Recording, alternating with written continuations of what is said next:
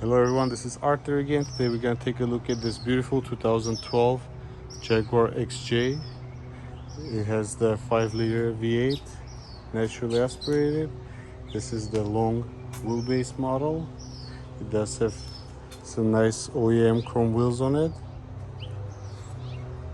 This body style came out in 2011 and it replaced the very classy looking older version of the Jaguar with complete new styling. I do like this design. I think it looks great. It's very hefty looking. From a side profile, I don't think it looks as good as the older versions, but directly from the back and from the front, I think it looks fantastic.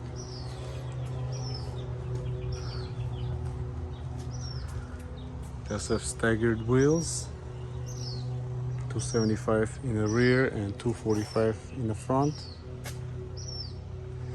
It has 95,000 miles. This car, I did plenty of work on it last week. Did motor mounts, control arms, what else? Service,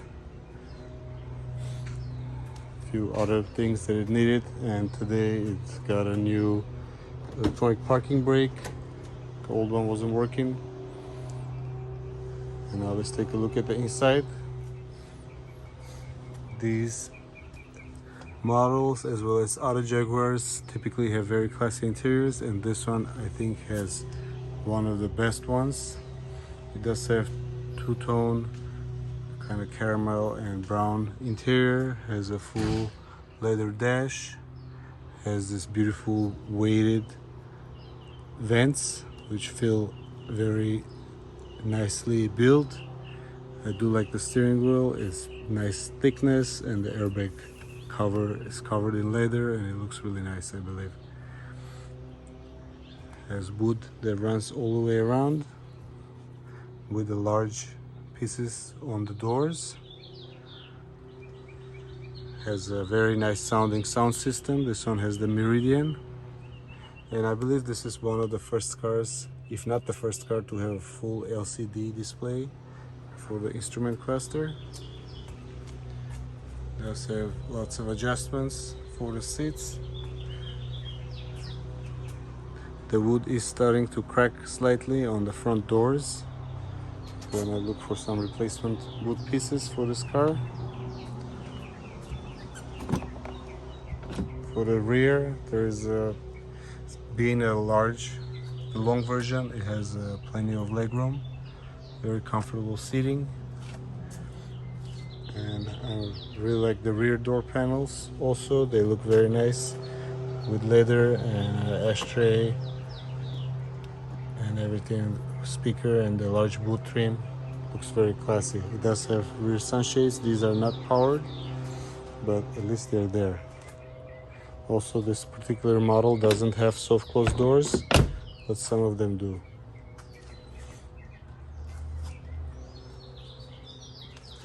If you're familiar with some other Jaguar models and also know that Jaguar shared some of this platform with Lincoln LS, this car really reminds me of one, because it's basically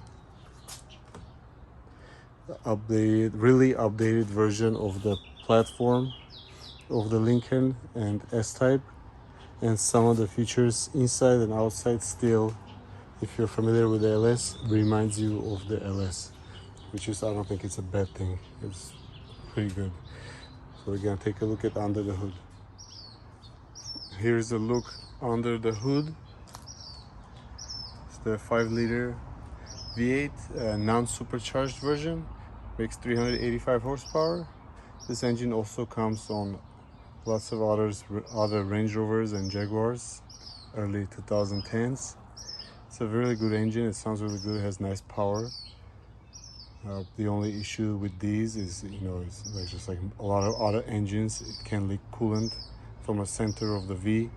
It has to be addressed before it overheats, because these tend to not like overheating at all and can grenade the engine.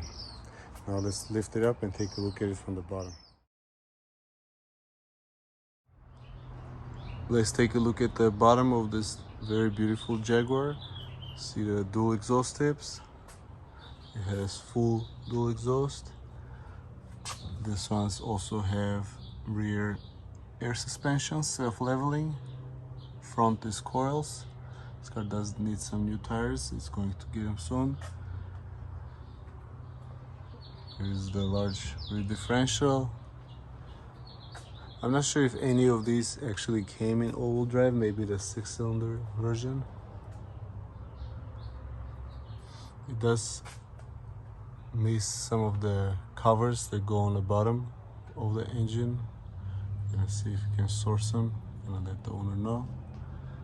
Here are the new motor mounts. You can see they're installed. The passenger one was fairly easy to remove, but the driver's side one was not very easy. You had to drop the AC compressor, the steering rack, and the bracket for the mount itself to be able to remove the mount, bolt the nut on top, and then put it back in. It did take a little bit of time, but got it all done. See some of the new control arms. These bushings are going to get replaced soon on the lower rear control arms. It looks like it might have slight seepage from the rear main seal, but it's not significant. It's not worth tearing it down right now.